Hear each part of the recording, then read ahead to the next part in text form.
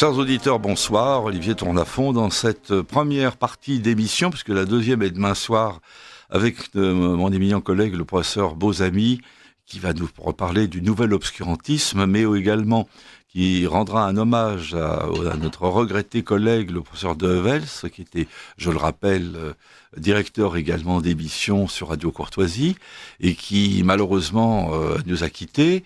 Mais ce soir, nous avons eu un thème qui est tout à fait d'actualité avec également, je crois, par Zoom, un éminent collègue belge et qui a enseigné dans de nombreuses universités et qui enseigne aujourd'hui en France.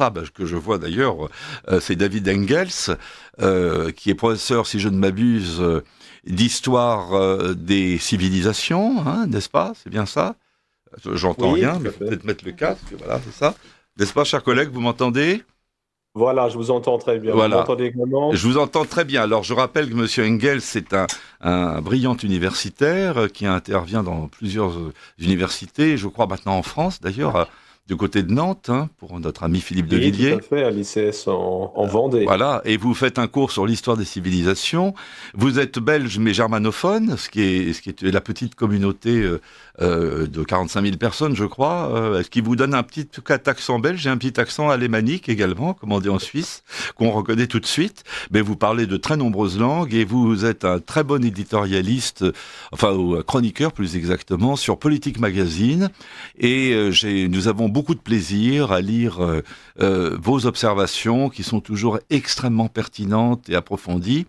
Alors, il y a également, merci, voilà, il y a également Bruno Gollnisch, que tout le monde connaît, qui est un collègue aussi, bien sûr, professeur de langues orientales, si je ne m'abuse. Hein, mais oui, j'ai été maître de conférence des facultés de droit, et je suis passé ensuite au japonais parce que j'ai trouvé que c'était plus simple.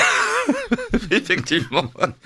C'est ce que j'ai expliqué à la cour d'appel récemment, mais je ne suis pas sûr d'avoir été entendu. Oui, mais Et nous sommes assistés par Bérénice Tournafond et Marc de Staël, qui d'ailleurs a des origines lointaines, communes avec Bruno Gollnisch. Ils sont de petite noblesse polonaise et silésienne et prussienne. Hein, voilà, des Hobros. Savoir si la Silésie était autrichienne ou prussienne est un débat qui... Oui, c'est comme à savoir si l'Ukraine était russe ou pas, ou polonaise. Non, ça risquerait de devenir pugilistique entre nous. Par conséquent, il vaut mieux l'évacuer. Voilà, c'est savoir si l'Alsace est allemande ou française aussi. C'est des vieux débats. Et puis, nous avons un public. Nous avons autorisé un public d'éminents étudiants que nous avons connus dans nos cours. Ils sont tous très doués.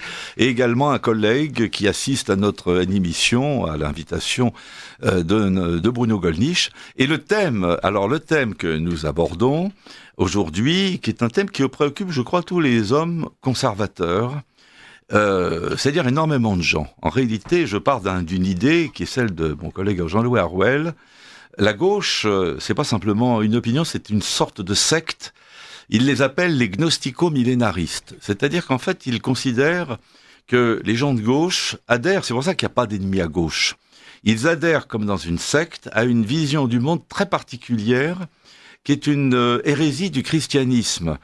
La gnose et le millénarisme. Alors la gnose, c'est l'idée de l'extériorité du mal, c'est l'idée que l'homme est bon par nature et que c'est la société qui le corrompt, qu'il les sexes n'existe pas, l'homosexualité est une bonne chose, l'enfantement est une abomination, la vie est mauvaise et il faut la détruire.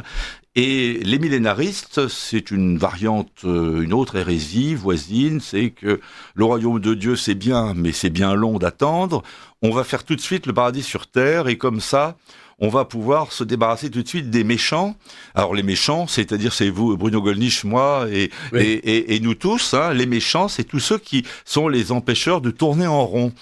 Parce que les gnostico-millénaristes, qui fonctionnent comme une secte, sont... À leurs yeux, ils sont le bien incarné.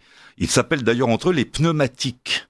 Les pneumatiques par opposition aux autres humains qui sont comme des animaux.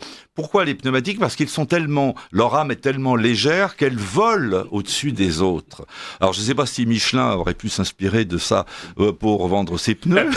Mais pneuma, c'est l'esprit. C'est l'esprit, oui. Bien sûr. Et parce que c'est léger par définition.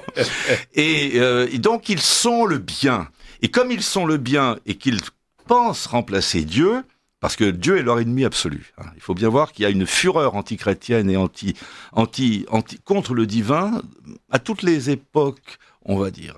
Et on l'a vu pendant la Révolution française, on l'a vu pendant la guerre d'Espagne, on le voit encore aujourd'hui. Comme ils sont le bien, ils peuvent déterminer le bien et le mal, donc ils sont une secte. Et le vrai et le faux, etc. Bon, ils sont dans la post-vérité. Alors, par contre, les gens qui ne sont pas de gauche, ils sont de droite. Voilà.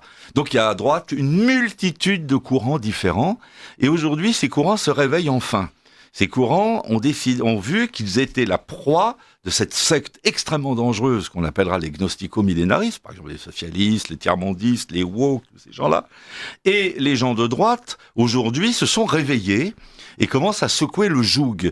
Et la grande question qui est aujourd'hui en train de se poser, quelle va être la politique de nous autres conservateurs et réalistes, parce qu'en fait, on est tous des réalistes, on est tous derrière une idée de transcendance du sacré et de bon sens appliqué. On n'est pas dans un mouvement sectaire à droite, pas du tout. Je ne parle pas des gens comme les nazis qui étaient eux des sectaires, mais les gens normaux ne sont pas du tout des sectaires, sont des pragmatiques. C'est pas pour rien que Maurras parlait de l'empirisme organisateur. Quelle est la stratégie que nous devons adopter face à la déferlante trumpienne? Alors, est-ce que nous devons nous en inquiéter face à cette politique impériale de Trump? Et d'ailleurs, on en a des manifestations récentes, là, avec ce qui se passe en ce moment en Iran, avec ce qui s'est passé au Venezuela, avec ce qui va se passer à Cuba, au Groenland, au Canada. Est-ce que nous devons nous alarmer? Est-ce que nous devons réagir? Est-ce que nous devons critiquer? Est-ce que nous devons aller dans le même sens? Et quand Trump dit qu'avec Vance et Marco Rubio récemment, nous ne laisserons pas les peuples européens tomber sous le joug d'une nouvelle dictature. Ça suffit. Il y a eu le rideau de fer, il y a eu le communisme, il y a eu les horreurs du national-socialisme. Maintenant, ça suffit. Nous ne permettrons pas que les peuples européens soient victimes d'une nouvelle dictature woke. Et nous ne permettrons pas le déclin de l'Europe parce qu'il y va de nos propres intérêts. Alors, moi, je sais pas, on va voir ce que vous en pensez, David. Moi, j'avoue que ce discours viril me plaît. Je sais pas ce que vous en pensez, vous, Bruno. Ce discours viril me plaît, mais vous, j'ai vu dans 2 chroniques très intéressantes de Politique Magazine, vous émettez quand même quelques bémols. Et c'est pour ça qu'on aimerait avoir votre opinion, et puis ensuite celle de Bruno Gollnisch, et puis je dirais un peu moi ce que je ressens. Voilà. Oui, très, très, très volontiers. Oui, ma réponse, ce serait plutôt oui, mais, ou peut-être aussi un non, mais, je ne sais pas très bien. Bon, c'est sûr qu'il faut être réaliste, que c'est une chance inouïe d'avoir de l'autre côté de l'Atlantique un pouvoir qui, pas à tous les niveaux, mais au moins en ce qui concerne la culture identitaire, culturelle, etc., est plutôt du côté de la droite que de la gauche européenne. Donc c'est sûr que il faut en profiter partout où c'est possible. Maintenant, il ne faut pas trop se leurrer. D'abord, si on est là où on est actuellement, c'est en grande partie aussi à cause des États-Unis. Les États-Unis sont un pouvoir hégémonique qui tente évidemment à conserver ce statut. Je ne leur reprocherai pas, mais bon, c'est comme ça que vont les choses. Et oui, je crois évidemment que à la fois Trump et Vance et d'autres ont un intérêt à avoir des partenaires outre-Atlantique qui idéologiquement sont plus ou moins alignés. Donc ça, c'est ça. Là, je les prends certainement au mot.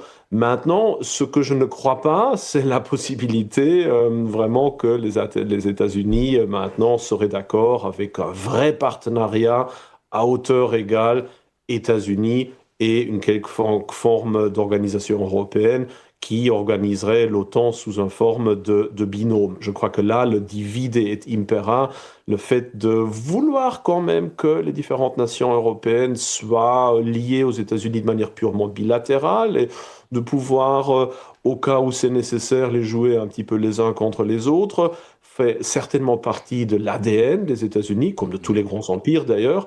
Et donc de là, je dis, il faut faire attention, il faut prendre ce qu'on peut faire, il faut coopérer certainement tant que c'est utile, mais il ne faut pas trop se leurrer là-dessus. Il faut poursuivre, je crois, quand même l'intérêt principale qui est celle de faire en sorte que nous, les nations européennes, on travaille ensemble pour être sûr de ne pas devenir les vassaux d'un autre pouvoir, qu'il soit à Washington, qu'il soit à Moscou, qu'il soit à Pékin, peu importe. Oui, je comprends. Vous, Bruno, qu'est-ce que vous en pensez? C'est un sujet très complexe. Je suis agité comme Monsieur Engels, semble-t-il, de courants contradictoires. Premièrement, je dois dire que sur le plan sociétal, comme l'on dit, j'ai été extrêmement heureux des mesures fermes, brutales, qu'a prise Trump sur le plan intérieur aux États-Unis, brutalité qui était tout à fait nécessaire, qui répondait à la brutalité que le peuple américain avait subie pendant des décennies et qui a renversé la table en quelque sorte assez rapidement. On a découvert avec stupéfaction un homme politique qui non seulement dit ce qu'il veut faire, mais qui en plus le fait une fois qu'il est arrivé au pouvoir. Et ça, c'était assez roboratif, je dois dire. Et comme j'ai applaudi, j'étais absolument ravi du discours de Vance, que l'on pourrait appeler la séance de la flagellation. À Munich, le 13 février 2025. Je parle devant un éminent professeur d'histoire du droit. Non, j'étais Yves Je Civilis, fais référence à la séance de la flagellation que Louis XV avait infligée au Parlement, justifiée d'ailleurs. Mais là, c'était aux Européens, là devant cette assemblée ébahi, et j'adhérais totalement à ce qu'a dit Vance. Alors, ça c'est une chose. Sur le plan, en revanche, de la politique étrangère, je suis beaucoup plus sceptique, parce que on ne peut pas reprocher... on peut pas reprocher à, je sais pas moi, un tigre ou un lion de se comporter comme un lion. Et par conséquent, je crois qu'on assiste à l'affirmation d'un impérialisme qui ne connaît guère de frontières. Et je suis quand même, contrairement à certains de mes amis, qui restent néanmoins mes amis, et contrairement aussi à l'opinion générale, assez sceptique et réticent devant les initiatives internationales de Trump, que ce soit au Venezuela ou en ce moment en Iran. Il me semble qu'on raconte beaucoup de choses qui sont peut-être des âneries, en tout cas qui ne sont pas vérifiées, sur la possibilité qu'il y aurait à coup de bombe de faire changer le régime iranien. Je n'en suis pas du tout certain. En tout état de cause, dans l'immédiat, ça fait des dizaines, des centaines de morts, que l'on n'évoque absolument pas. Ce ne sont que des morts iraniens. Alors bon, non, mais c'est assez extraordinaire de voir... de même que dans la bande de Gaza, c'était que des morts gazaouis. Voilà, c'est ça. Et qu'il y a eu, c'est vrai, il y a eu cette agression, sans doute accompagnée d'exactions ignobles du 7 octobre. D'ailleurs, on se demande quelle était l'utilité, parce que ça aboutit à la destruction totale du Hamas, qui jusque-là régnait sur la région. Alors, l'inconvénient d'un impérialisme, il y a des impérialismes bienfaisants. Oui, l'impérialisme romain, dans une certaine mesure, a été bienfaisant, sauf pour les résistants qui étaient crucifiés. Sauf et puis les Carthaginois un peu. Oui. Carthaginois, pour les Carthaginois, les Carthaginois, c'est pas terrible. Alors, c'est-à-dire, vous avez le choix entre l'anéantissement ou la vassalité. Ouais. Et moi, je dois dire, je suis tenant, mais ça va faire l'objet de nos discussions, je ne veux pas accaparer la discussion. Moi, je suis tenant de la vieille école, dans ce domaine, comme dans beaucoup d'autres d'ailleurs, et malgré tout d'un ordre international qui était ce que la civilisation européenne avait créé et avait produit de moins mauvais.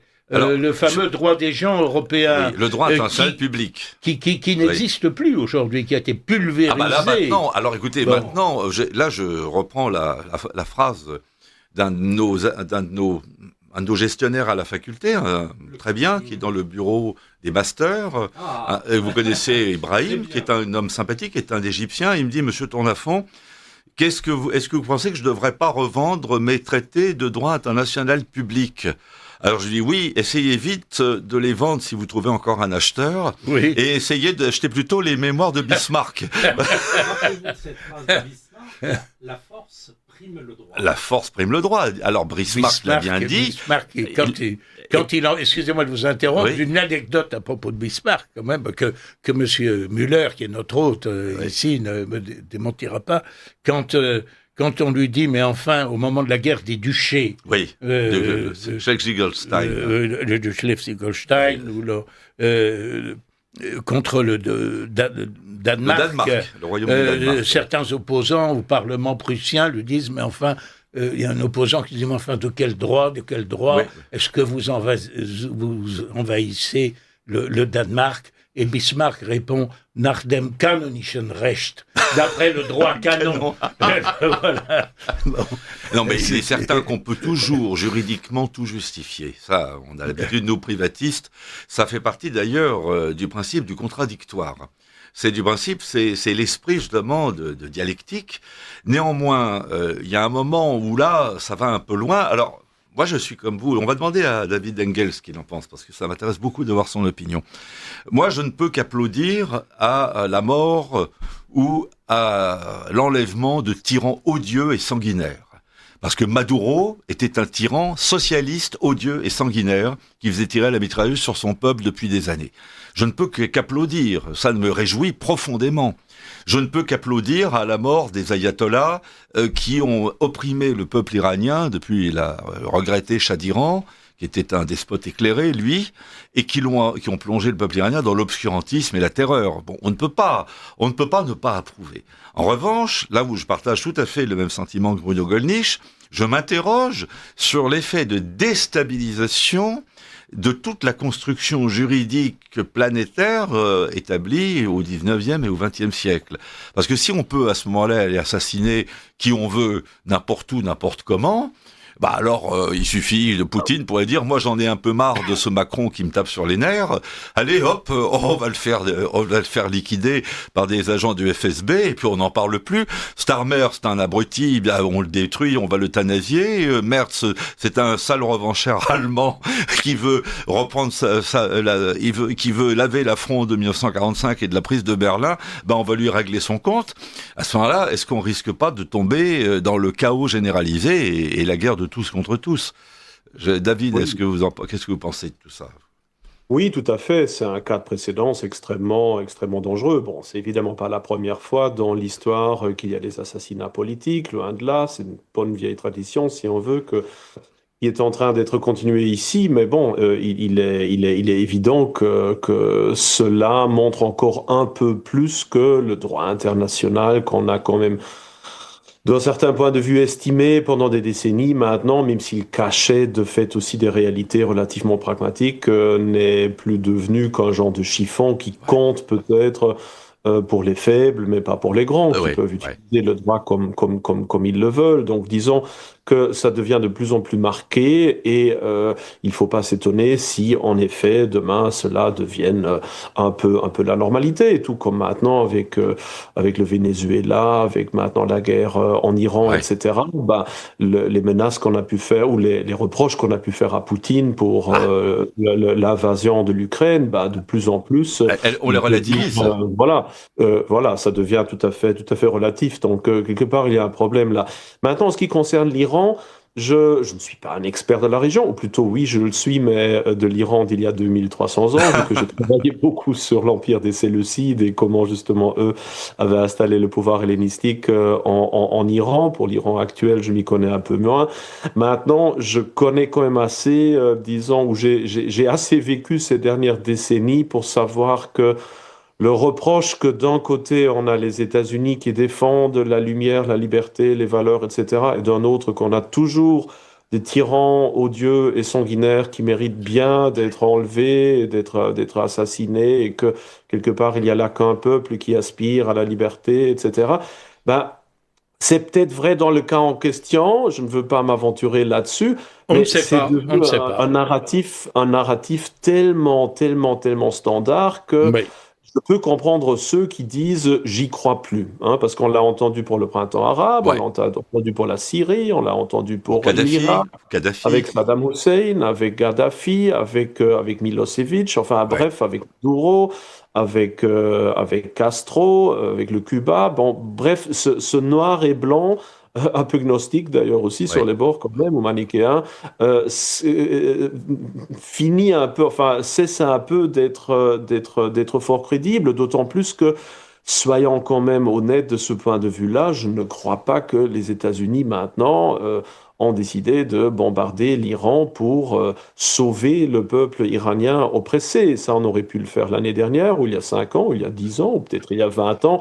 Si ça se fait maintenant, c'est quand même dans un contexte politique extrêmement précis où l'objectif, c'est évidemment défendre Israël et les Ouais. intérêts d'Israël dans cette Ouais. région-là. Le fait de protéger le peuple israélien, le peuple iranien d'un obscurantisme d'un certain genre. Voilà, d'autant plus que j'avoue, même si ça va peut-être bien loin, mais j'ai vu récemment encore toute une série de collègues de la presse allemande qui généralement défendent l'Occident chrétien, etc., et les valeurs chrétiennes, et qui sont très prônes à poster des belles photos, des croisades, et ce Mhm. genre de choses-là, et qui là, d'un autre côté, quand il s'agit de l'Iran, disent il faut absolument défaire le monde d'une secte qui croit dans l'au-delà et le messianisme et Ah qui ouais. n'a pas pied sur terre dans la réalité. Où je me dis, tiens, c'est une argumentation avec laquelle finalement Oui. le Vatican ou en tout cas toute une série de régimes chrétiens pourraient être attaqués aussi. Oui. Maintenant, c'est Oui. pas pour mettre en avant le fait que l'Iran vaut un régime chrétien patriotique, pas du tout. Mais Ouais. juste pour dire on est là dans une limite relativement dangereuse où je vois de plus en Très plus que juste. là, on bombarde un pays avec des raisons qu'on pourrait amener très bien sur d'autres par rapport à des valeurs desquelles on pourrait se revendiquer peut-être Mhm. un jour nous-mêmes, si justement la Oui. droite chrétienne européenne l'emporterait. Donc je crois qu'il faut être Prudent. Oui. malheureusement une fois de plus assez machiavélien, Ouais. assez pied sur terre, et ne pas trop voir là-dedans une énième opération de libération d'un peuple opprimé, mais des choses relativement concrètes qui n'ont peut-être pas grand-chose à voir même avec les Ouais, intérêts c'est des possible. États-Unis, mais plutôt Alors, l'État d'Israël.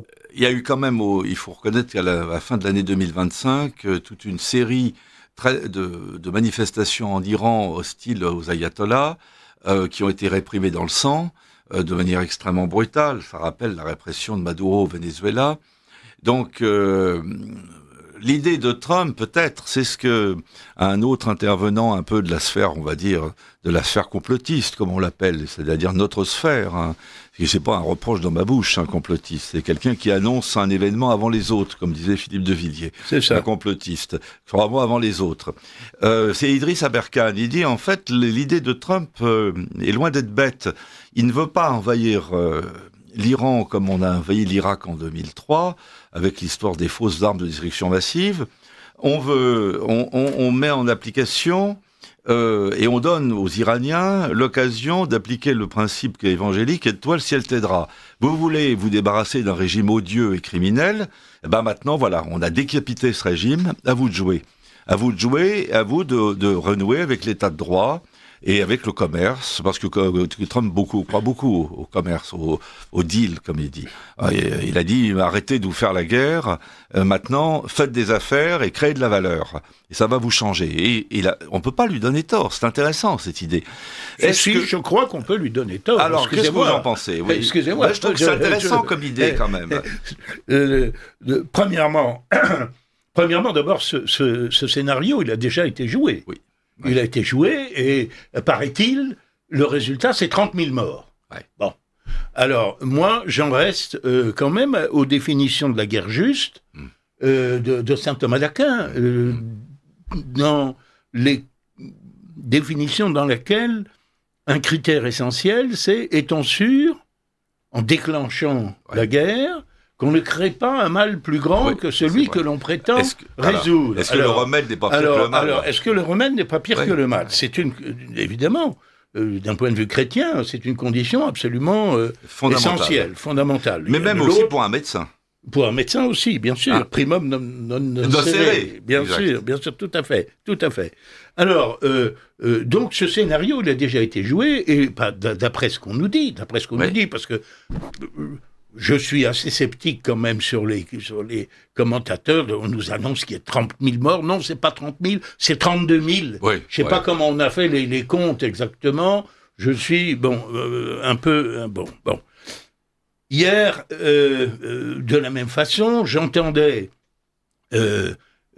Pascal Praud, dont j'apprécie très souvent les analyses sur CNews, mais enfin nous dire que ce régime était haï par, je crois, 85-90% de la population. Ouais. Ah bon?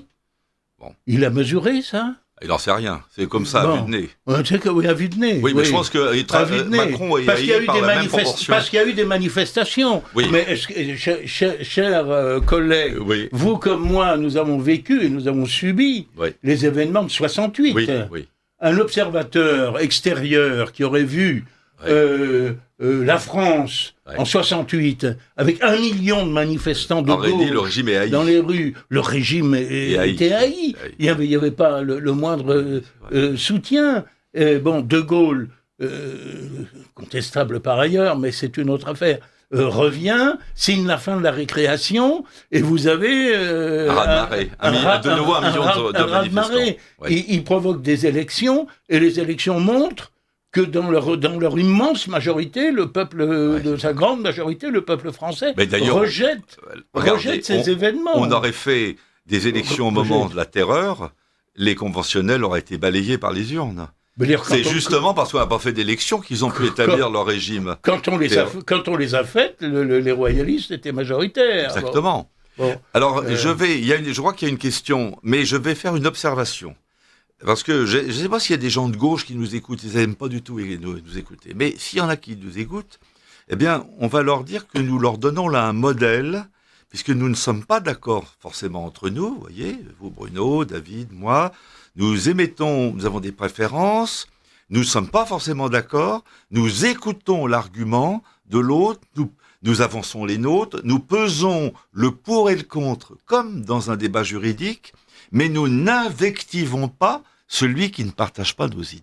Ah non. Voyez, ça c'est typique d'un débat de droite. Courtoisie. Et oui, alors que dans un débat de gauche, immédiatement les insultes auraient fusé. Sous prétexte qu'on était dans le camp du bien ou pas dans le camp du bien. Ou dans le camp voilà. C'est vrai. Et bien là, je donne notre table ronde en exemple aux gens de gauche qui nous écoutent, s'il y en a, mais je sais même pas s'il y en a. Vous avez été indulgent pour mon comportement provocateur. Alors je précise quand même une chose, je ne suis pas un adepte de la révolution islamique.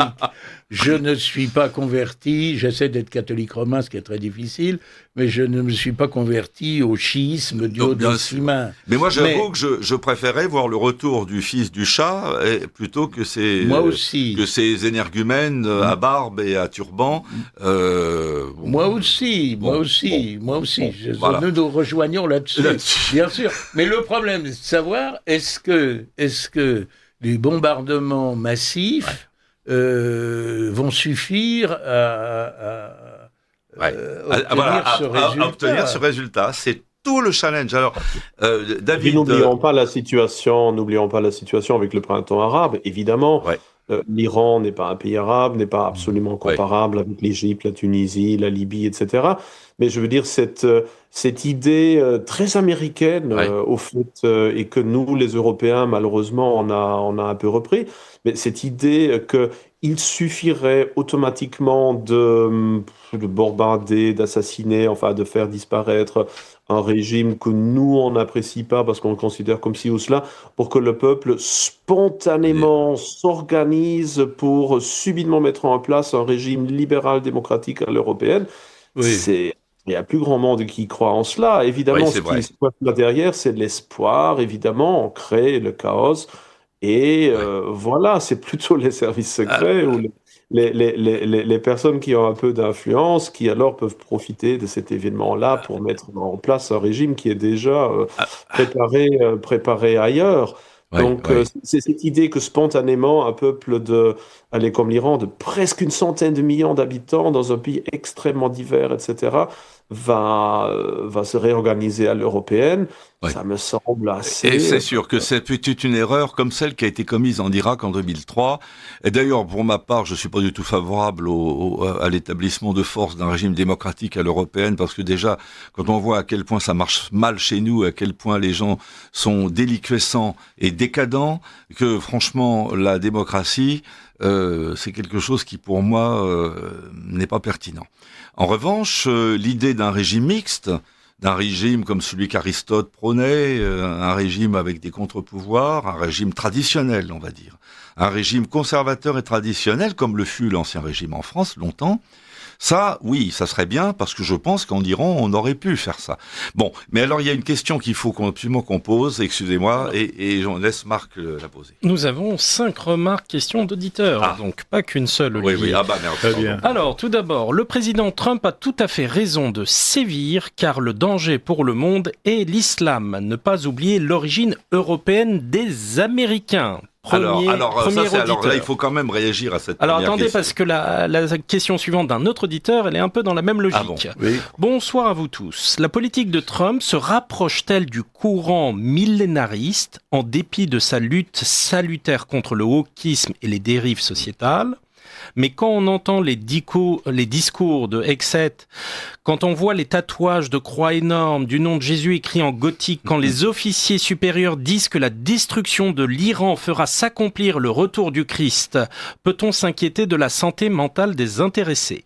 Trump semble aussi suivre les avis d'un directeur de conscience évangéliste qui tient le discours des peuples élus, les autres étant des animaux. Rien de cela n'est chrétien, rien de cela n'est rassurant. Quelle est la part de la comédie et celle de la folie ? Un auditeur, Jean Denis. Alors, est-ce que Bruno ou David... Sur Bruno, le vas-y. fait que il faut sur la première question, c'est parce que sur la deuxième est plus une observation Oui. qu'une question, donc je laisse à l'auditeur la responsabilité de son propos, qui est intéressant. Sur la première question, à savoir, il faut Trump a raison de sévir parce que le danger c'est l'islam. Et puis la bombe atomique, le risque de guerre je atomique. signale qu'il y a, je ne sais pas, à peu près 1 milliard de musulmans de par le monde. Alors ça va faire un programme d'extermination assez vaste. Un programme très important. Contrairement à ce qu'on prétend aujourd'hui, mais les commentateurs ne savent pas souvent de ce dont ils parlent, et les auditeurs, malheureusement non plus. L'Iran n'est pas à l'origine du terrorisme islamique que nous avons connu ces dernières années. Alors que pourtant, il est à l'origine du terrorisme islamique, peut-être, oui, par des divers proxys, comme l'on dit, il y a 40 ans. Oui, d'accord, oui, il y a 40 ans, l'attentat au grand magasin, peut-être, ou peut-être le Dakar. Le Dakar, on l'attribuait au régime syrien. Alors le régime syrien était, dans la mesure où les Syriens sont alaouites, était vu avec faveur par l'Iran, etc. Bon, enfin tout ça remonte à il y a 40 ans. Oui, moi, je me souviens, j'ai eu des contacts comme député européen avec des diplomates iraniens qui ont demandé à me voir. Moi, je parle avec tout le monde, y compris des adversaires ou des ennemis. Bon, et je leur ai dit ma réprobation de tout ce qui s'était passé, notamment de la prise d'otages, la fameuse prise d'otages lors de la révolution islamique, etc. Je leur ai dit que ceci jetait l'opprobre sur leur régime, etc. Vous savez ce qu'ils m'ont répondu ? Ils m'ont répondu, mais monsieur Gollnisch, oui, et les horreurs de la Révolution française.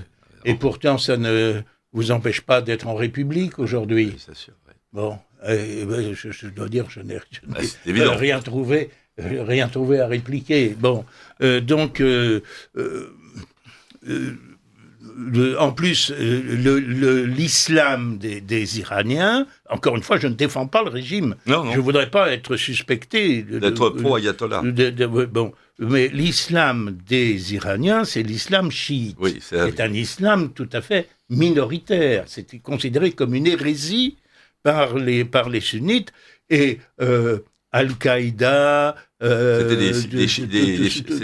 le califat islamique, enfin toutes les formes C'était des sunnites. C'était des sunnites, oui. Ils se détestent copieusement. Et je pense d'ailleurs que, je peux me tromper, mais je pense que l'intention affichée de détruire Israël par le régime iranien, qui n'a jamais connu le commencement du début de la moindre exécution, était due surtout à s'assurer une espèce de magistère moral dans le monde musulman et rien d'autre, en réalité. Encore une fois, je ne dis pas ça pour les défendre. En revanche, il y a une chose qui existe dans l'islam chiite, c'est le sens du martyr. Parce que les chiites, c'est Shia Ali, c'est le schisme, l'hérésie d'Ali. Ali qui était gendre du prophète, c'est-à-dire le fait de préférer la lignée par le sang, en quelque sorte, enfin encore que ce ne fut que son gendre, enfin de Mahomet, à sa lignée spirituelle telle qu'exprimée par l'Oumma, par la communauté. Bon, ça a donné lieu à un certain nombre de califes qui se sont succédés sauf erreur de ma part, je ne suis pas un théologien musulman, jusqu'au 12e, qui a disparu dans une bataille que se sont livrés les Perses, les Iraniens et les Arabes. Bon. Et le Messie pour les Iraniens, c'est l'imam caché, car on n'a jamais retrouvé son corps, et il pense qu'il n'est pas mort, et il pense qu'il reviendra à la fin des temps. Il y a une espèce de messianisme, et il y a un mythe, une mystique du martyr dans cette civilisation qui pourrait se retourner contre nous, je pense.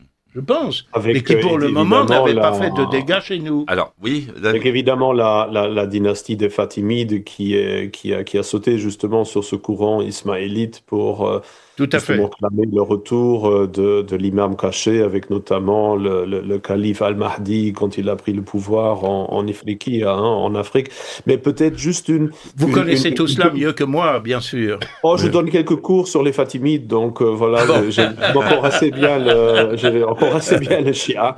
Mais peut-être juste comme parenthèse sur justement ce que l'auditeur a dit sur l'islam comme ennemi principal, il me semble qu'il y a deux choses qui se mélangent. Alors je dirais qu'en tout ce qui concerne surtout nos propres intérêts en tant qu'Européens, qui devraient quand même être primordiaux pour nous dans cette discussion-là, l'islam en tant que tel, là, pour le moment, c'est une trentaine de pays absolument morcelés, sans grande influence sur la scène politique, qui ne constitue ni une menace véritablement économique, d'autant plus qu'on se défait de plus en plus de l'emprise, de la dépendance du pétrole, etc., ni véritablement une menace politique quelconque. Par contre, s'il s'agit de géopolitique, la menace évidemment primordiale, ou en tout cas la compétition primordiale, c'est évidemment avec la Chine, qui est l'ennemi principal de Donald Trump qui a répété à souhait que c'était ça, évidemment, l'ennemi numéro 1. Et je crois que Trump lui-même, qui, je crois, ne veut pas vraiment cette guerre en Iran, doit la considérer comme un problème, si on veut, par rapport à son objectif principal. Je crois que ce qui se mélange probablement aussi dans ce que l'auditeur a dit, c'est que cette menace perçue de l'islam, elle se réfère surtout au fait de l'immigration de masse et du fait qu'on est maintenant dans des sociétés européennes absolument morcelées. C'est certainement pas en menant une guerre contre l'Iran qu'on va arriver au bout du problème d'être dans des sociétés européennes avec des millions et des millions de désormais citoyens musulmans qui sont dans un conflit d'intérêts de plus en plus marqué et qui constitue une très grande hypothèque qu'il va falloir résoudre. J'ai l'impression qu'on a deux... oui, c'est vrai que vous avez raison, il ne faut pas confondre les deux. Mais alors, ce qui nous surprend un peu, je pense que vous avez été comme moi surpris, c'est cette tendance de Trump à ouvrir des fronts successifs de manière très impulsive, puisqu'il y a eu l'annexion du Groenland, qui d'ailleurs n'a pour le moment pas abouti. Ensuite, il y a eu l'annexion possible d'une partie du Canada, notamment de l'Alberta, où là, paraît-il, l'Alberta était prêt à basculer et à devenir un État américain, mais ça n'a pas encore abouti. Après, il y a eu le Venezuela, avec l'enlèvement de Maduro, et on espérait d'ailleurs même à peu près même scénario qu'en Iran. On décapite le chef et puis on espère que les Vénézuéliens vont prendre leur lait. Il y avait Cuba aussi, qui était... parce que ça branlait dans le manche, comme on disait autrefois à Cuba. Et puis alors maintenant, il y a l'Iran. Alors ça fait d'un peu beaucoup tout ça. Oui. Ça fait, on a l'impression, oui, il y a d'autres questions, mais c'est quand même important ce qu'on dit. On a l'impression d'une sorte de boulimie activiste. Oui, et toujours avec les mêmes méthodes quand même que je trouve très contestables. C'est-à-dire qu'on affame les pays comme on a affamé l'Irak, on affame Cuba aujourd'hui. J'ai aucune sympathie pour le régime cubain. J'ai aucune sympathie pour le régime cubain, mais enfin on déclenche un blocus. Bon. Alors on n'a pas encore affamé le Groenland. Non. ni l'Alberta. Non, mais l'Iran, on a détruit complètement l'économie iranienne. Je vous rappelle quand même que pour le crime, entre guillemets, d'avoir continué à faire des affaires, à commercer avec l'Iran, la BNP, Banque française, a été taxée par les États-Unis d'une amende faramineuse, je crois, de 9 milliards d'euros. Je ne sais pas si vous vous rendez compte, ce que ça fait, 9 milliards d'euros. Tout ça parce que, sous le prétexte dérisoire, que la somme était libellée en dollars. Mais c'était tout à fait en dehors du champ des États-Unis. C'était une filiale de la BNP Banque française, une filiale suisse qui continuait le négoce avec l'Iran. Bon. Et ceci sans soulever la moindre protestation d'une autorité publique française. J'en ai fait le reproche à mon très modeste niveau, personnellement dans l'hémicycle du Parlement européen, à M. Hollande. Et puis alors, ce qui est très embêtant, c'est que ça crée effectivement un précédent très, très dangereux, parce que Trump... on peut espérer que Vance prendra la suite de Trump, parce que Vance est un homme de grande valeur, je trouve.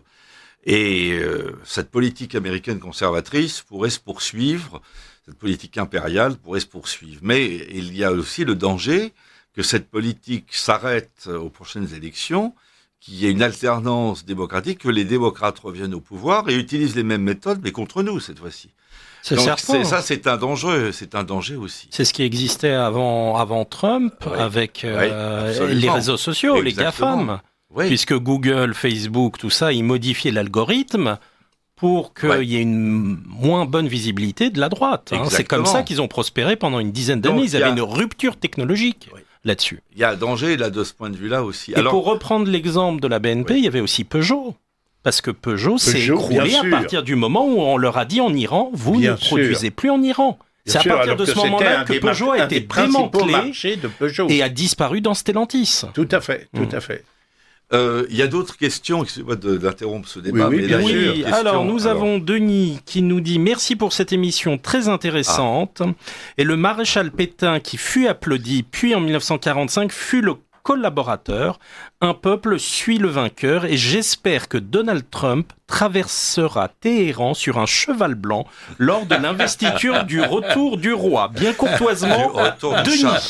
Merci, cher Denis. Merci, cher Denis, du retour du chat. C'est un souhait que Denis peut tout à fait nourrir. Effectivement. Il y avait Denis le tyran, mais il était moins commode que l'auditeur. Alors, de Syracuse, non? Le tyran de Syracuse, oui. On a un autre auditeur qui nous dit « Bonsoir, peut-être que l'avenir de l'Iran est dans sa partition entre Kurdes et autres. Bien courtoisement, qu'en pensez-vous ?» Alors il y a beaucoup de minorités en Iran, oui, mais peut-être M. Engels... Non, parce que madame voudrait passer un bobino, alors on a la publicité. C'est très important, c'est très important. Vous appréciez cette émission? Alors aidez Radio Courtoisie à en produire d'autres. Rendez-vous sur soutenir.radiocourtoisie.fr. Merci d'avance. On va lui prêter un casque pour qu'il ait... Voilà. Alors, les Kurdes, oui, alors partition de l'Iran, bon, bah, ça commence à bien faire. On a assez de problèmes comme ça. Mieux vaut laisser les choses en l'état. Mais c'est certain que c'est très curieux. Alors, un adversaire de Trump en Suisse m'a dit, il est très curieux, ce Trump, on dirait un peu un Hitler qui jouerait au poker. Et il y a du vrai là-dedans, parce que il a des méthodes extrêmement brutales qui pourraient rappeler à certains égards celles d'Adolf Hitler, notamment avec les Sudètes, avec la Pologne, la Tchécoslovaquie, etc. L'Autriche aussi, quand il a reçu le chancelier von Schuschnigg, qui lui a imposé une pression infernale pour obtenir l'Anschluss. Mais Trump serait un Hitler qui jouerait au poker. Et Adolf Hitler ne jouait certainement pas au poker. Ça, c'est sûr que non. Peut-être qu'il jouait aux échecs, je sais pas. Mais il jouait pas au poker. C'est sûr que non. En tout cas, il a gagné. Il a gagné ses paris jusqu'au jour où il a pensé qu'en attaquant la Pologne, la France et l'Angleterre ne bougeraient pas. Oui, c'est vrai. Voilà. Juste, oui. Et c'est ça qui a été le début de la fin. C'est pour ça que moi, je me méfie beaucoup des guerres préventives. Des guerres préventives, parce que les guerres préventives, c'est souvent une catastrophe. Et, on l'a vu en Irak. On l'a vu en Irak, mais... on l'a vu avec les printemps arabes. On l'a vu avec les printemps arabes, mais on l'a vu... Mais je vais vous dire, la guerre de 14 était une guerre préventive. Oui. J'ai hérité de mon arrière-grand-père, qui était ministre des Affaires étrangères, la correspondance de juillet 14. Ouais. Bon, la guerre était déclarée début août. Ouais. Et je pense à la dernière lettre de l'empereur d'Allemagne, Guillaume II, oui. À l'empereur de Russie, Nicolas II, oui. Dans laquelle il lui explique que ce conflit entre l'Autriche et la Serbie accusée, oui. À tort ou à raison, d'avoir assassiné l'archiduc, d'avoir fomenté l'assassinat de l'archiduc héritier, oui. C'est une guerre préventive. Oui. C'est une guerre préventive, et dit Guillaume II, je t'assure, Niki, elle est nécessaire au maintien de la stabilité de nos trônes et du principe dynastique. Ouais. Voilà. Ça devrait être gravé en lettres de marbre. Elle est nécessaire au maintien de la stabilité de nos trônes et du principe dynastique. Et 4 ans plus tard, les deux trônes ont 12 millions de morts et 40 millions de blessés plus tard. Tous les trônes ont sauté. Et 18 trônes sont tombés.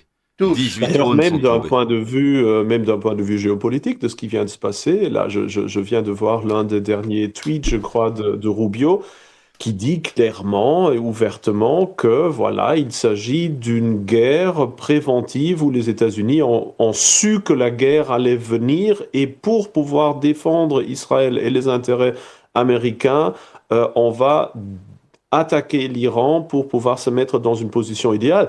Au fond, c'est précisément l'argumentation du Reich allemand en 1914 qui se dit la guerre va venir, nous on va prendre la Belgique parce que de manière préventive, parce qu'au moins comme ça on peut la gagner, même si on se met dans une position moralement discutable. Alors je trouve que d'un certain point de vue, c'est un peu absurde. D'un côté, en 18, voilà, même les États-Unis participent à Versailles au fait de condamner l'Allemagne pour son attaque initiale, alors que maintenant, c'est exactement la même argumentation qui est mise en avant. Oui, c'est tout à fait exact. C'est ce que dit très clairement. D'ailleurs, dans cette lettre à laquelle je faisais référence, Guillaume II à Nicolas II, il lui dit « Arrête ta mobilisation. Ah oui. Car si ta mobilisation continue, mon gouvernement estime qu'on ne peut pas courir le risque d'avoir à se battre sur deux fronts. Oui, et donc ce sera la guerre. Ça va être la guerre, oui. C'est ça. Et la guerre a été déclenchée parce que l'Allemagne avait peur d'avoir à se battre sur deux fronts. Parce que la mobilisation russe est intervenue dès la mi-juillet 1914. C'est ça. Le haut état-major allemand a dit maintenant on n'a plus le choix, on est obligé d'agir parce que... Et puis de toute façon, la France risque de devenir trop forte. Alors, il y a l'histoire de la bombe atomique aussi. Est-ce que vraiment l'Iran a l'intention de développer une bombe atomique à des fins militaires, ou est-ce que c'est l'énergie atomique à des fins civiles? Bon, les médias français, bien sûr, nous disent que oui, parce que là, vous remarquerez que tous les médias sont va-t-en-guerre. Hein. Oui. Même Macron. C'est extraordinaire. Même Macron est va-t-en-guerre. Ça, ils sont tous va-t-en-guerre. D'ailleurs, ils ont trouvé enfin la guerre qu'ils rêvaient. Macron voulait faire la guerre à la Russie, alors mieux maintenant, il va faire la guerre à l'Iran, et il a dit qu'il allait employer tous les moyens nécessaires pour assurer, bien sûr, le succès de la démocratie, des droits de l'homme et de l'égalité homme-femme, bien sûr. Alors là, il joue sur le velours, il est ravi, Macron, c'est merveilleux pour lui, cette histoire de guerre. Alors cela dit, maintenant, il va devoir s'allier à des gens qu'il méprise. Mais ça, il a l'habitude. Il a l'habitude. Oui. Mais comment sortir de tout cela? Alors, David Engels, cette histoire de bombe atomique, qu'est-ce que vous en pensez? Est-ce que vraiment l'Iran veut, comme la Corée du Nord, développer la bombe atomique, ce qui va les rendre invulnérables ou très dangereux? Ou est-ce que c'est encore un montage occidental? Voilà. Je ne suis pas sûr. Je connais trop peu la situation pour pouvoir vraiment dire maintenant scientifiquement, vous voyez, ils étaient à ça près ou autre chose. Je sais juste que finalement, obtenir une bombe nucléaire n'est pas tellement compliqué apparemment techniquement pour un pays avancé. L'Iran est quand même un pays avec beaucoup de chercheurs chevronnés, etc. Donc, quelque part, s'il voulait l'avoir, est-ce qu'il n'aurait pas déjà pu l'avoir?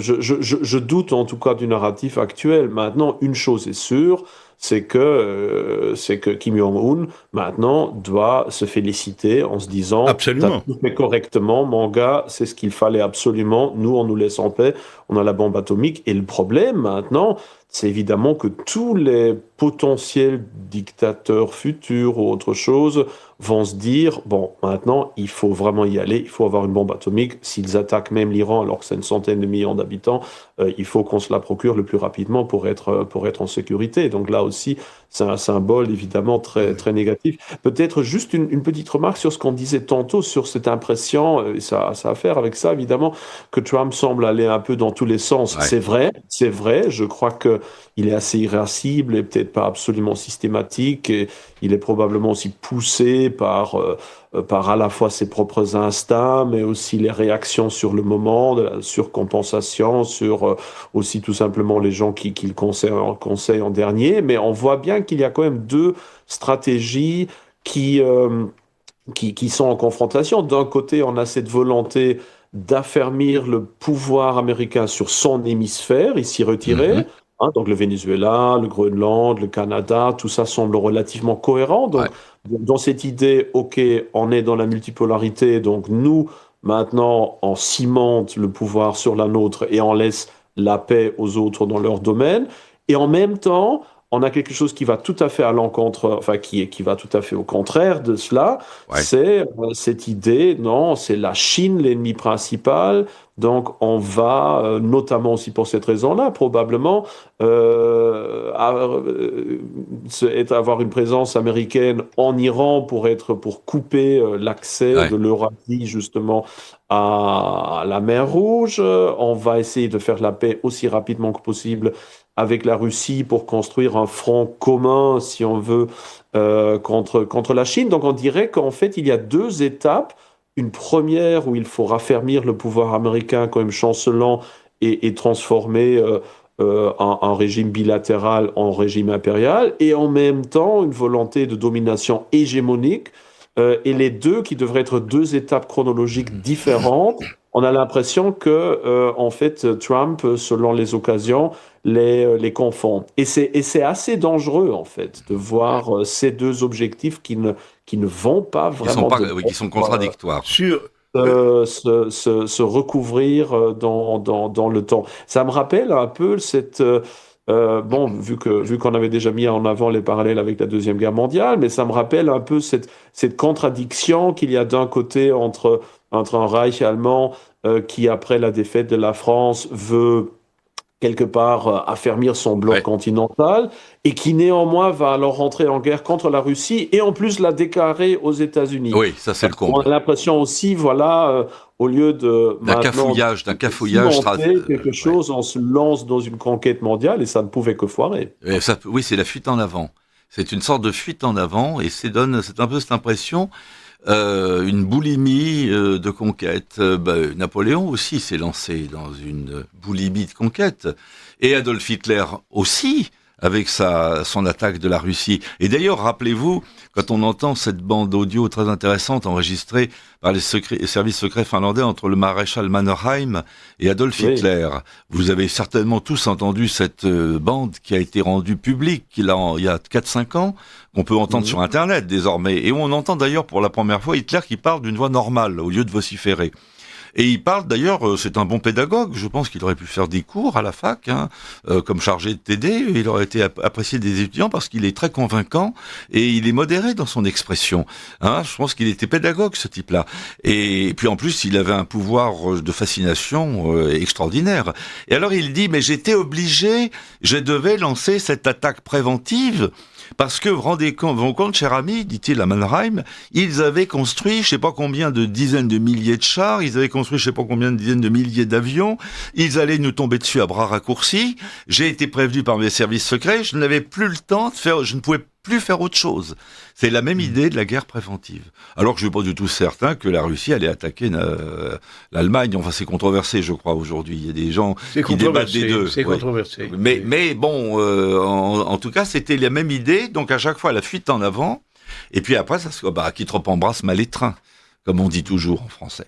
C'est bien ça qui arrive. Alors, il y a des questions de nouveau d'auditeurs auxquelles nous devons répondre. Il est signalé sur CNews que Donald Trump menace de suspendre toute relation commerciale avec l'Espagne qui refuse d'ouvrir une base militaire américaine sur son sol. On nous dit aussi que Donald Trump attaque l'Iran pour couper l'approvisionnement en pétrole de la Chine car l'Iran serait indépendant financièrement. Bon, ça c'est pour un premier auditeur. Un second auditeur. D'ailleurs, il y a peut-être quelque chose qu'il faut ajouter à ça, c'est que justement, il y a pas si longtemps, Merz semble avoir, dans une discussion bilatérale, justement, qui se fait pour le moment avec Trump, avoir donné raison à Trump en ce qui concerne ses menaces économiques contre l'Espagne. Et donc là, on revient évidemment à ce qu'on avait dit au début de notre discussion, c'est que ce risque qu'il y a, si on se rend vraiment en tant que droite européenne dépendante de Donald Trump, que ce jeu-là ne nous entraîne les uns contre les autres pour que tout le monde essaie de sauter un tout petit peu plus haut pour avoir le petit cookies, la petite croquette qu'on donne aux chiens, risque de devenir une réalité. Si on voit déjà que maintenant... C'est la vassalisation, c'est la vassalisation de nos nations. Ouais. Je dois dire, j'ai fait mon service comme officier de marine. Bon. J'étais très jeune, j'avais 21 ans. Mon premier embarquement, comme j'étais censé baragouiner quelques mots de portugais, on m'envoie aux Açores, sur le navire amiral du groupe d'essai des missiles, le Henri Poincaré. Pourquoi est-ce que je vous raconte ça ? Parce que, pourquoi ce grand navire, plein de radars et d'appareils de transmission, allait-il aux Açores ? Pour assurer la retransmission de la conférence au sommet entre le président américain Nixon et le président français Pompidou. Ouais. Car c'était l'époque bénie, qu'on a peine à imaginer aujourd'hui, où quand les deux présidents américains et français se rencontraient, chacun faisait la moitié du voyage. Ah oui. Voilà. Ce coup-ci, c'était aux Açores, à Punta Delgada ou quelque chose comme ça, c'était aux Açores. Ouais. La fois d'avant, ça avait été aux Antilles. La fois d'après, ça a été en Islande. Etc. Aujourd'hui, c'est très significatif. On va à Washington. On va à Washington prêter l'hommage vassalique. Et si on est reçu à Mar-a-Lago ou à Camp David, alors c'est l'extase. Bon, alors que c'est quand même très significatif. Et je pense que c'est le problème des empires. L'empire... vous n'avez le choix que de vous soumettre ou démettre. Que de vous soumettre ou de disparaître. Mais on pourrait peut-être suggérer à Trump de venir en Espagne, justement, pour discuter avec un ayatollah, parce que ça serait un mi-chemin. Alors, d'autres questions. Là, on a une remarque un peu, comme je les aime, un peu complotiste. Certains parlent d'une opération Epstein à propos de cette furieuse sollicitude pour le peuple iranien généreusement bombardé. En fait, on peut noter que dans la semaine qui a précédé, nous avons assisté aux ennuis du prince Andrew, à l'audition de Clinton, de Bill Gates, la mise en cause de relations proches de feu Epstein, qui a eu la bonne idée de se taire définitivement, mais qui a laissé de bien jolies photos où l'on voit Trump gentiment caresser les cuisses d'une jeune fille à côté d'Epstein. Miracle, on ne parle plus que des méchants enturbanés agressifs qui osent attaquer les gentils ricains. Oui, ce qui est pas- Je crois que l'auditeur peut parfaitement soutenir c'est pas, cette enfin, thèse. je crois- Ceci étant, si c'est vraiment le cas, crois je pas. pense que l'Iran, ça ne suffira pas. Si scandale il y a, je pense que l'Iran ne suffira pas à étouffer le scandale. Non, parce qu'il non. ressortira à la De toute première façon, il y a occasion. combien 1 C'est ça que million, je pense. 1,3 million pages. Alors, il y a encore beaucoup de choses à Oui. exploiter là-dedans. Oui. Et puis, bon, si Trump caressait les cuisses d'une jeune femme, ça reste dans l'ordre naturel des choses, on va dire. Ça prouve qu'il est hétérosexuel. Ça veut dire au moins qu'il n'était pas pédophile. C'est déjà quelque chose. Qui mérite Bon, d'être noté. voilà, bon. Mais de toute façon, notre époque est devenue extrêmement intolérante sur le plan sexuel, remarquez, contrairement aux années 70, comme on dit en Suisse. Dans les années 70, ça passait très bien d'avoir des relations un peu bizarres. Maintenant, oh là là, vous avez remarqué Ah oui, à quel point, c'est vrai, oh là là, c'est c'est vrai, codifié c'est vrai. tout ça. C'est très curieux. Mais- Alors, et vous, David Engels, C'est pour les jeunes gens d'aujourd'hui. Voilà. Avant d'embrasser une jeune fille, il faudra qu'ils passent chez un notaire. oui, qu'ils assurent Donc, une ça va être signature difficile. authentique. Et, peut-être que la signature électronique suffira, faut voir. Faut voir avec un code, avec un code confidentiel. Un code de confirmation. Un code de qu'on reçoit confirmation. par SMS sur son téléphone. David Engels, est-ce que vous pensez que c'est un dérivatif pour l'affaire Epstein et qu'ils ont trouvé ça pour noyer le poisson? Bon, je sais pas. Tout d'abord, en Belgique, on dit 70 aussi, d'ailleurs. Oui, on dit, est-ce qu'on dit 80? On dit 80 et 90? Non, par 80, contre, on dit c'est dans le 90. pays de On dit Vaud. 90, mais on dit pas On 80. dit 90. Non, On dit 80, c'est en 90. Suisse. Dans le pays de 80, Vaud. on dit, pas non, en Suisse, on est obligé de dire 70, 80, 90 parce qu'ils comprennent pas sans ça. Ils comprennent, je suis obligé de traduire à chaque C'est fois. logique. Bah oui, c'est d'ailleurs, Et c'est dans beaucoup l'autre plus sens logique. aussi, hein. Parce Dans que l'autre sens. On devrait dire octante. même. Octante, ça serait encore mieux, Ouais. plus chic. Moi, quand j'arrive en France, quand je dois appeler, par exemple, mon numéro de téléphone qui contient en effet à la fois des 70 et des 90, très souvent, mon interlocuteur français me regarde avec des grands yeux et je dois traduire en 90. Oui, c'est compliqué d'ailleurs. C'est compliqué de dire 80, 4 fois 20 et plus 10. Oui, c'est très sophistiqué. Et mon code postal, Fantastique. c'est 78 770. Oh là là, Voilà. oui. À Thoiry. Alors, vous êtes à Thoiry, au milieu des fauves, alors. Oui, Les j'entends fauves.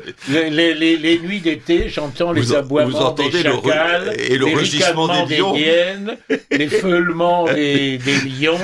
Donc ça ne me change pas beaucoup de la reine politique. Voilà.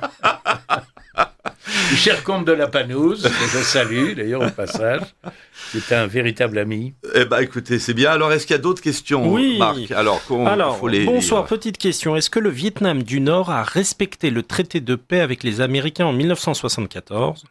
Non. Et le Vietnam du Nord a annexé le Vietnam du Sud. Ouais. Personne n'a bronché, bien courtoisement. Oui, ce qui est vrai. Oui, absolument. C'est absolument. Mais de toute façon, ces histoires de traités, c'est comme le traité de Versailles, c'est comme le mémorandum de Budapest.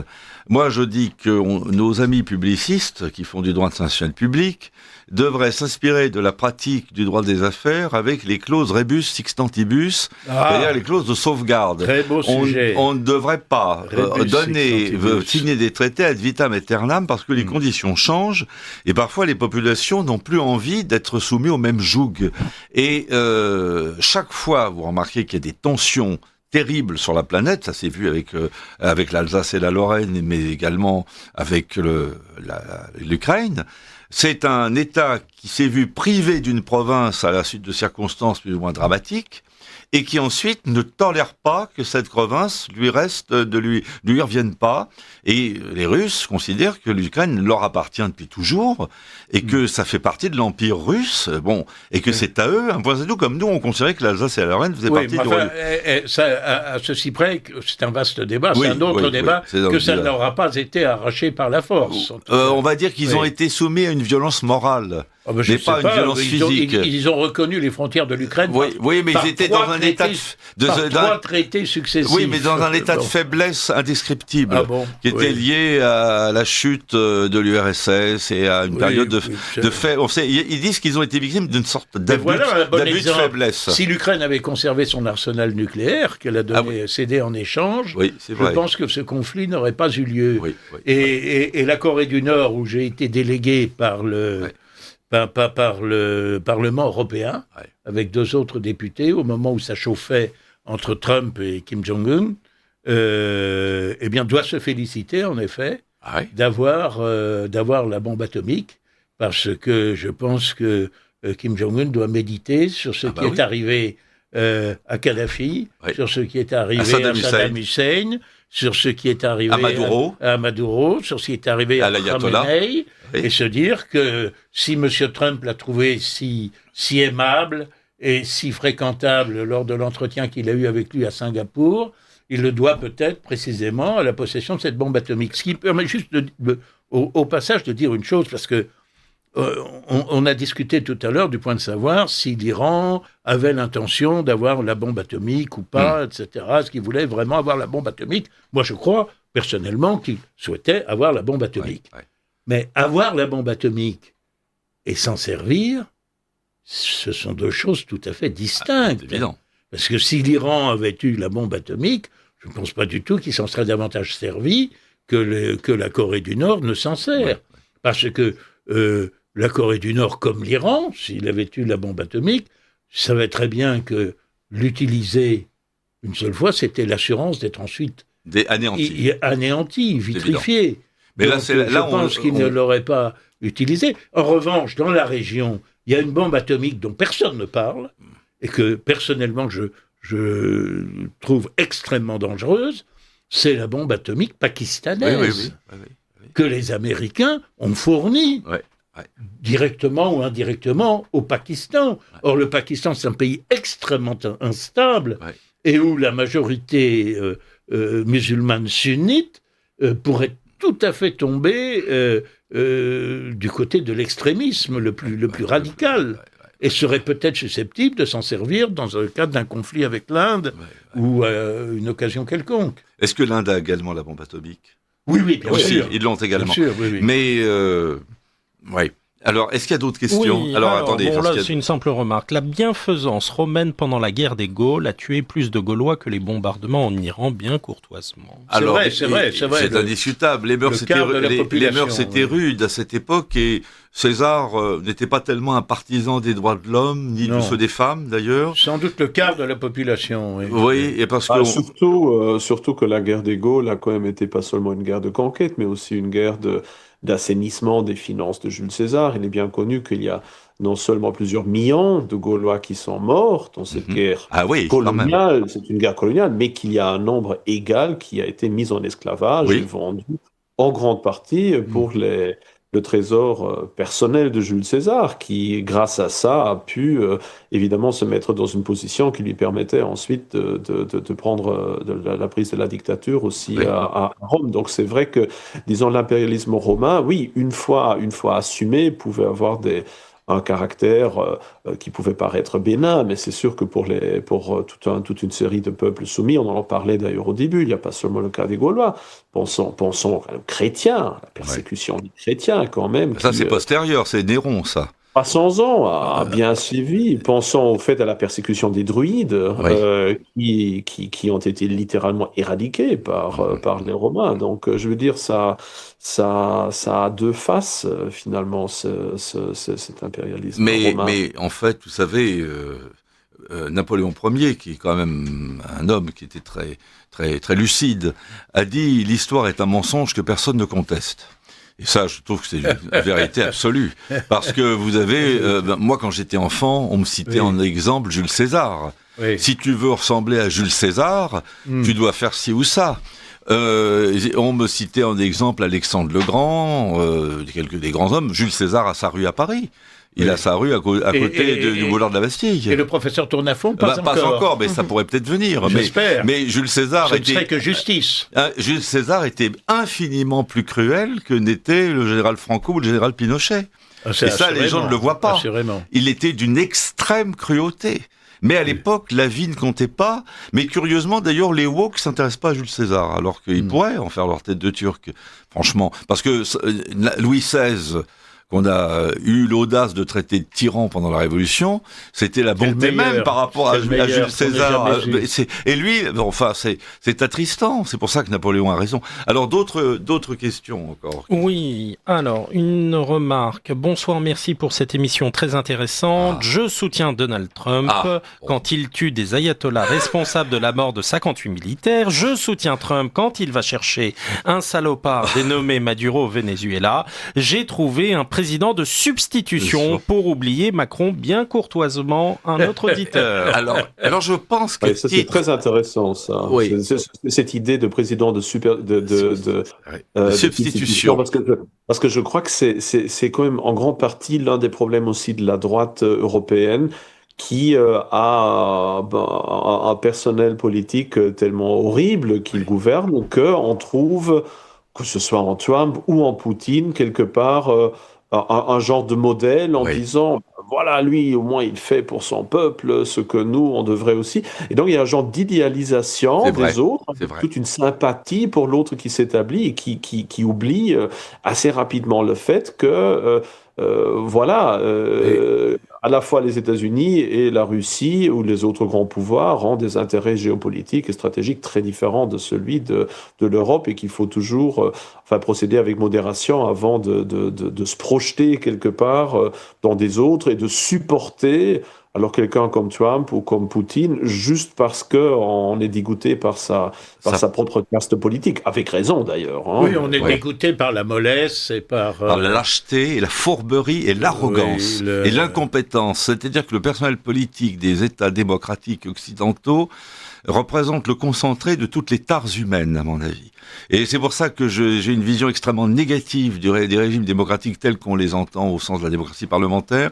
Je pense qu'ils arrivent à la décadence de l'homme, ce qui n'est pas le cas de régimes plus énergiques où il y a des héros, alors des héros terribles, mais qui suscitent une forme d'admiration. Quand on a vu ce qui est arrivé à Maduro au Venezuela, on a eu l'impression de revivre un bon vieux western américain où il y avait enfin de l'action, il y avait enfin les bons et les méchants, il y avait enfin le shérif qui arrêtait le bandit et qui le jetait en prison. Ça fait du bien quelque part quand même, parce que Maduro, c'est un être odieux. Mais alors mais c'est un précédent assez redoutable. C'est juste. Il y a des êtres odieux que les États-Unis ont laissé subsister parce qu'ils étaient conformes à leurs intérêts, et peut-être des êtres qui n'étaient pas si odieux que cela, qu'ils ont débarqué par des moyens aussi comme le Shah d'Iran, par exemple, qu'ils auraient pu soutenir, parce qu'on aurait évité tout ça. Oui. On a été, en 1979... L'attitude des pays occidentaux, et notamment des États-Unis, a été absolument ignoble à l'endroit du Shah, qui était certainement un despote éclairé, mais qui avait tout fait pour développer l'économie. Il ne faut pas oublier que ce qui a provoqué la fureur des religieux dès 1977, c'est lorsque le Shah d'Iran a décidé de permettre l'accession à toutes les fonctions publiques aux femmes.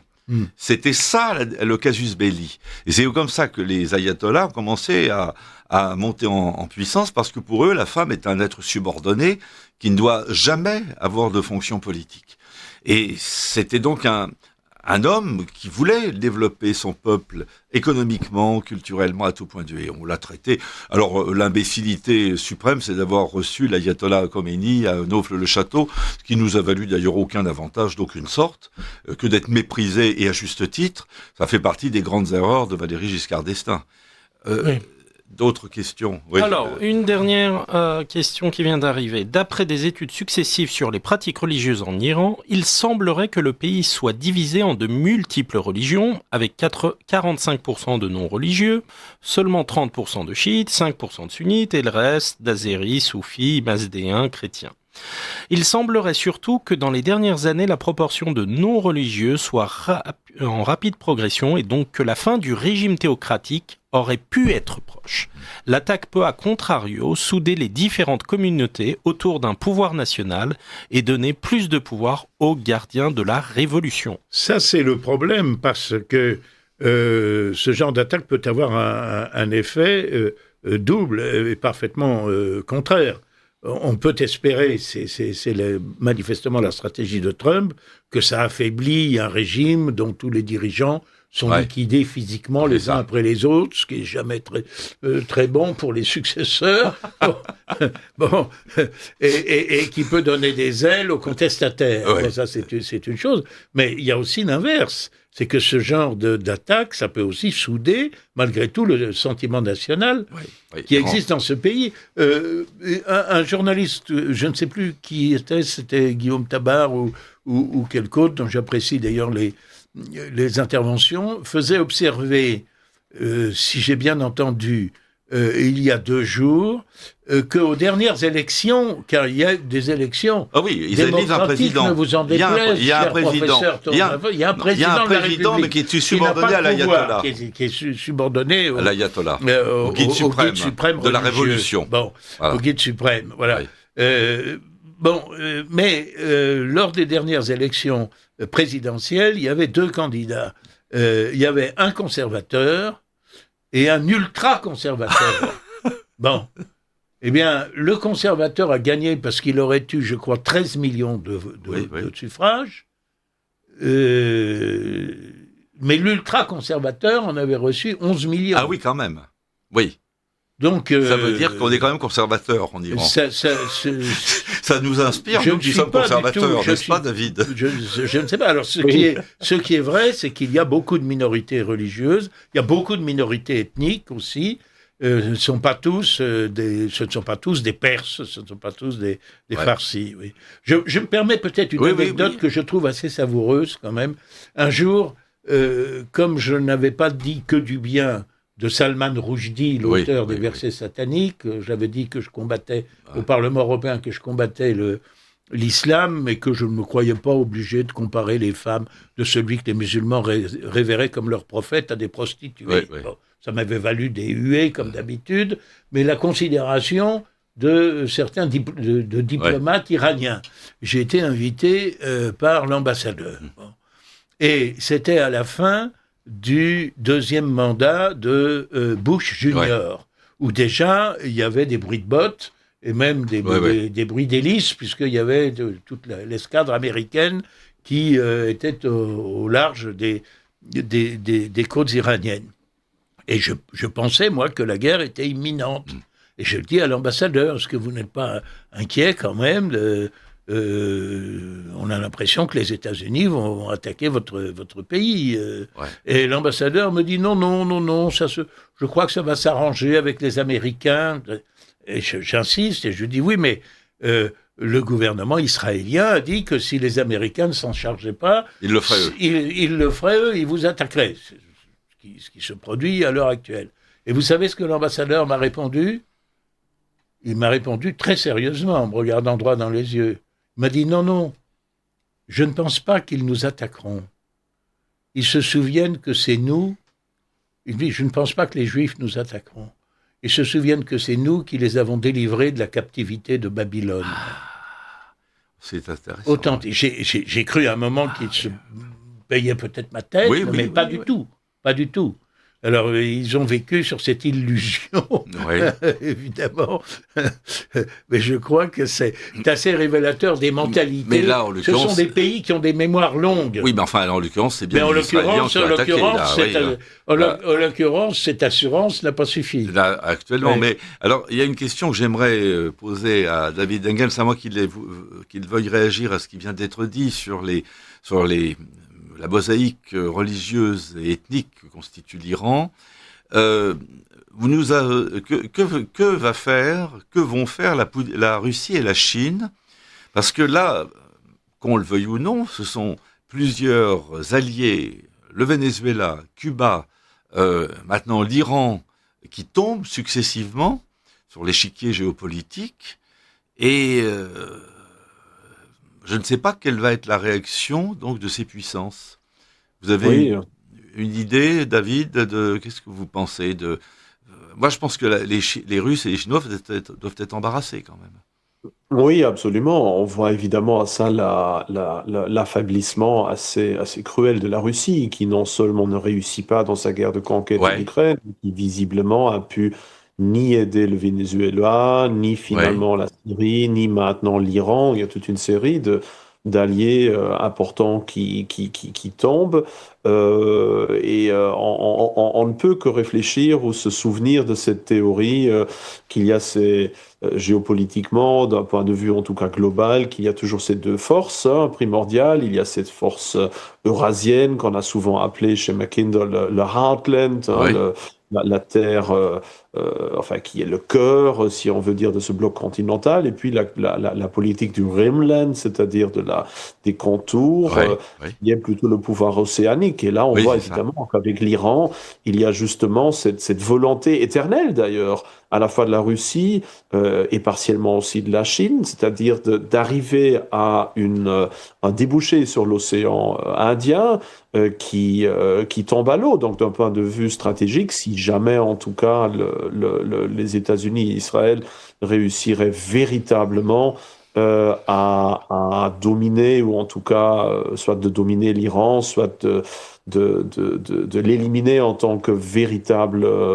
force politique de ces alliés eurasiatiques, que c'est un pas important dans le renforcement d'une certaine présence Ouais, américaine dans ce territoire-là. Maintenant, peut-être juste une parenthèse par rapport à ce que vous disiez aussi ouais, sur la nature fort morcelée et le problème de l'identité religieuse aussi, du fait que l'Iran, finalement, reste un pays, enfin, qui n'est pas, où une grande partie de la population n'est pas dans un fondamentalisme religieux extrême, mais se dit plutôt peut-être même non religieux. Tout ça me rappelle à chaque fois, je ne peux pas que, enfin, je ne peux que m'en souvenir, la fin de Franco ou de Salazar, ouais. où ça donnait cette impression. Enfin, on a parlé souvent de ça d'ailleurs, le dictateur Ouais. sanguinaire, etc., obscurantiste, avec un pays qui est ultra à droite catholique, et puis il a suffi qu'il meure, et assez rapidement, quelques années, voire quelques mois plus tard, finalement, on a vu à la fois le Portugal et l'Espagne basculer d'une manière assez enthousiaste Ouais. vers un libéralisme Démocratique, oui. relativement démocratique, mais relativement antichrétien aussi, parce que Voilà, si vous oui, voyez bien sûr, mais les deux aujourd'hui vont de pair, la hein. place, voilà, la place qu'occupe encore le Mais de toute christianisme façon, dans la vie quotidienne en Espagne. Et donc, quelque part, bon, je sais, ma religion, c'est évidemment aussi le catholicisme romain, pas l'islam, mais à chaque fois, quand je vois cette situation, je me dis, est-ce qu'on peut si la même chose se répète maintenant, donc là, en Iran aussi, on aurait un basculement de nouveau vers un certain hédonisme un peu occidental, athée, où c'est finalement, soi-disant, les valeurs oui, européennes, c'est ça, oui. occidentales qui priment, etc. Est-ce qu'en tant que conservateur européen, on peut s'en féliciter à 100%, ou est-ce qu'on ne Ouais. doit pas, comme c'est mon S'inquiéter cas, aussi, s'inquiéter. ressortir une petite pointe quelque Oui, oui. part en se disant, même si c'est l'islam, etc., Il y etc., avait un bah, sens du sacré, oui, je est-ce comprends. que c'est une super bonne chose qu'une Ouais. fois de plus, on a un pays qui bascule du côté ultralibéral hédoniste à l'américain? Est-ce que c'est pas ça qu'on veut nous préparer aussi à Ouais, nous, pour ouais, ouais. revenir au sujet, c'est-à-dire si jamais il y avait une certaine droite qui pourrait de nouveau arriver au pouvoir en Europe? On l'a vu en Pologne d'ailleurs, Ouais. toute Mm. la politique massive de déstructuration du gouvernement polonais précédent, ou maintenant de la Hongrie, pour justement essayer de déchristianiser, de tuer les traditions locales. Donc, une fois de plus, j'ai parfois, je me sens un peu tiraillé, Mhm. oui. D'un côté, d'accord, et puis d'un autre côté, on se dit, bon, est-ce qu'il faut maintenant rentrer dans ce combat-là de Mhm. libération d'un peuple pour qu'il accède aux valeurs occidentales, dont on a vu ce que ça a fait en réalité à l'Europe? Ouais, je sais, oui, c'est vrai. Mais la Hongrie, c'est différent parce que, au contraire, Donald Trump soutient beaucoup Viktor Orban et les deux sont en relation. Parce Oui. qu'on, même l'avocat au Conseil, Patrice Spinozzi, qui est un partisan farouche de la démocratie athée et matérialiste, et qui est un de nos adversaires, indiscutablement, qui est d'ailleurs un homme brillant, avocat au Conseil d'État à la Cour de cassation, disait « Attention, Trump est extrêmement dangereux, Mélanie est extrêmement dangereuse, mais le chef de la bande, le chef intellectuel, le cerveau de la bande, c'est Viktor Orban.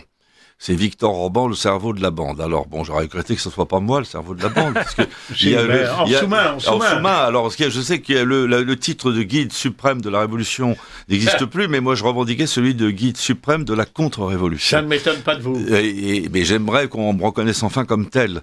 Bon, mais je fais allégeance. Voilà. Parce que non, mais il est évident que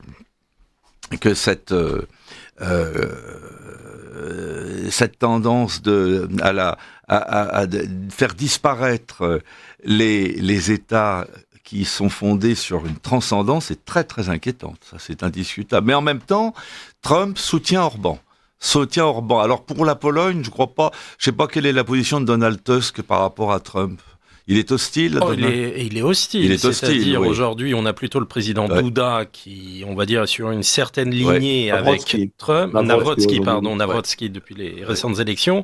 En revanche, c'est vrai qu'il y a ces relents un peu d'accusations de vassalisation qui rentrent toujours en jeu. Et Duda, Navrotsky, et Tusk, qui lui essaie de combattre cela avec von der Leyen, Macron et en refaisant un peu il y a une vraie tension aujourd'hui en Pologne, il y a un vrai clivage, il y a deux civilisations qui s'opposent et qui paraissent irréconciliables, notamment justement sur cette question religieuse. Juste une anecdote, quelqu'un, à la dernière période de Noël, en Pologne, me disait « J'ai voulu acheter une crèche ».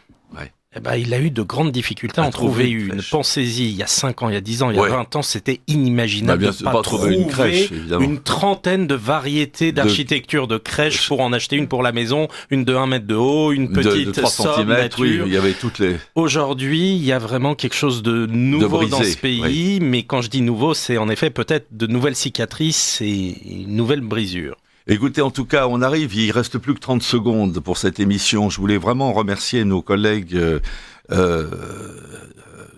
Bruno Gollnisch et David Engels d'avoir participé à cette émission sur la position des droites européennes face à la politique impériale de Trump. C'est une question qui pourra être reprise dans quelques semaines ou quelques mois, parce qu'elle est loin d'être démodée, je pense. Ça, je crois qu'on pourra faire des prolongations. Demain, chers auditeurs, nous aurons une émission avec le professeur Beauzamy sur le nouvel obscurantisme, mais en même temps avec un hommage au professeur de Vels. Et merci de votre attention, et peut-être demain soir à la même heure.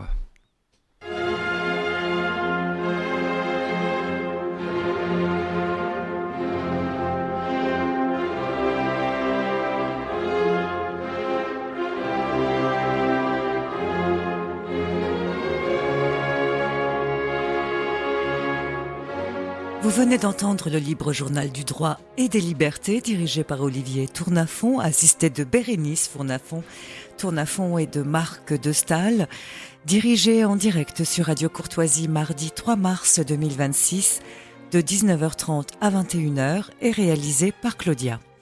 N'oubliez pas que Radio Courtoisie est une radio culturelle associative. Afin de sauvegarder une indépendance absolue, Radio Courtoisie refuse toute ressource publicitaire. Radio Courtoisie ne vit que grâce à ses auditeurs. Aidez-nous à demeurer libres. Rendez-vous sur soutenir.rc.fr et accédez à l'ensemble de nos archives à partir de 5 € par an. Si vous le désirez, nous pouvons vous faire parvenir un enregistrement de cette émission. Commandez le CD-ROM pour le prix franc de port de 9 € ou 6 € seulement si vous êtes adhérent de notre association. Je vous rappelle notre adresse, Radio Courtoisie, 61 boulevard Murat, 75 016, Paris.